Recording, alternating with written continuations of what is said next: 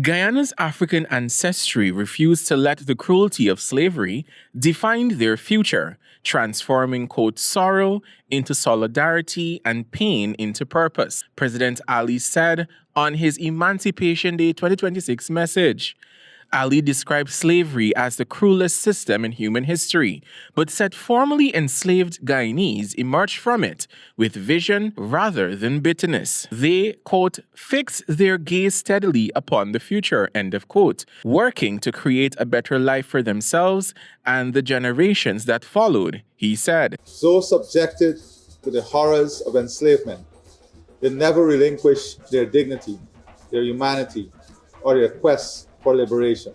The president credited African Guyanese with laying much of the foundation for the country's development through their contributions to agriculture, mining, education, politics, sports culture, and the arts.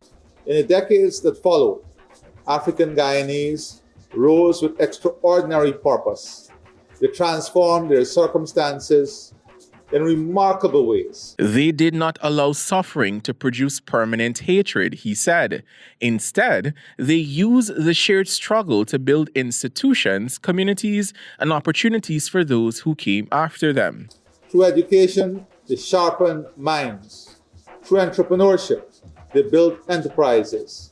Through their farms, they provided food for our homes and markets. Ali called on Guyanese to reject suspicion and division and instead build relationships across ethnic, political, religious, and cultural differences. Javone, Vickerie, HGP Nightly News.